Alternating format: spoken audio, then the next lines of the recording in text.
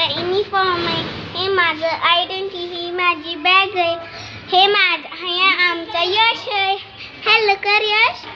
हे माझे हेच दप्तर आणि यश बॅग काय भेंडीची भाजी चपाती. भेंडीची भाजी चपाती. आणि माझ्या डब्यात आहे बटाट्याची भाजी चपाती. आणि हे आहेत आमचे सॉक्स.